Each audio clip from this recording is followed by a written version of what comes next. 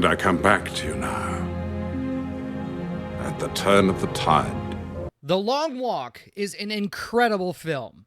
It's a masterful storytelling of a poignant and timeless story about friendship and brotherhood through trial and righteous determination in the face of authoritarian evil. Francis Lawrence directed his ass off in this movie. Every shot is perfectly composed to evoke the exact emotion from fear and worry to pride and love. JT Mollner, the writer, who also wrote the standout 2024 thriller Strange Darling, has done it again, perfectly adapting the Stephen King novel. Set in a dystopian 1970s, the film follows 50 boys in an annually televised competition meant to inspire viewers. Each boy must maintain a pace of 3 miles per hour. Failure to do so after 3 warnings results in death. The boy who lasts the longest wins riches and fulfillment of a wish of his choice. In an alternate version of the 20th century, the United States has become a totalitarian military regime after a devastating war. To maintain control and inspire false patriotism among its impoverished citizens, the government created the Long Walk, an annual, nationally televised event designed to showcase endurance, discipline, and loyalty. 50 teenage boys, one from each state, are selected every year. They're given minimal supplies in order to walk continuously for hundreds of miles under armed supervision. If their pace drops below 3 miles per hour, they receive warnings. After 3, they are executed on the spot. The last boy remaining wins a large cash prize and a single wish granted by the state.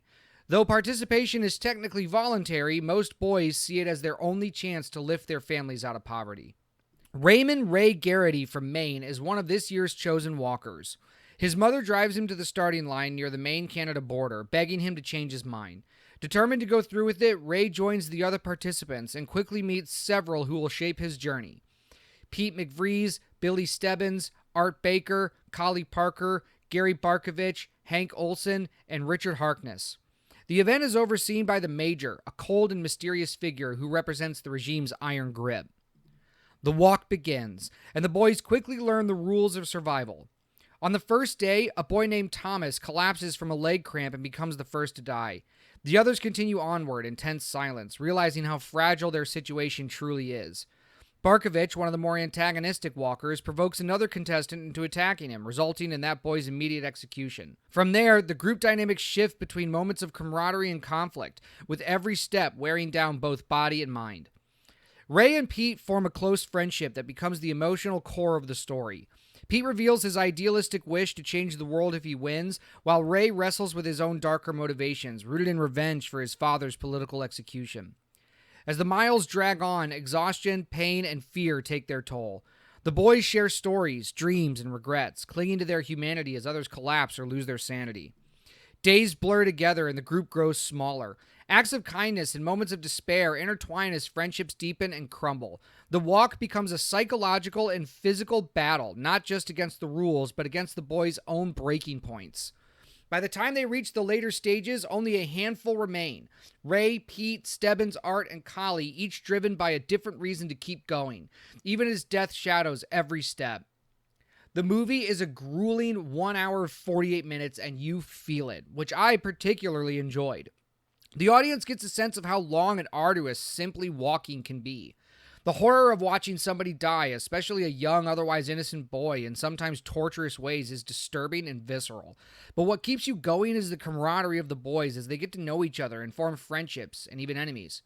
You're rooting for Ray and Pete and the rest of the boys to make it. You want all of them to win, and that's a testament to the care and attention the script gives to the powerful character development of this movie. Cooper Hoffman and David Jonsson are stellar in this film and deserve an Oscar each. Ray is a determined and willful kid who has a singular goal. He's headstrong but tortured. His moments of weakness and doubt show us that he's a real person. He's still only a kid. Pete is a mysterious and also conflicted youth, recalling the trauma of his past and deciding to walk for a chance to make change in his life. His reason is hope, a meaningful contrast to Ray's reason of hopelessness. The criticism of this movie is that the world itself is a bit strange. How this particular contest is supposed to help restore hope in society by watching young boys die for a chance to win life-changing money and a single wish, and how that's supposed to help jumpstart their failing economy is thin.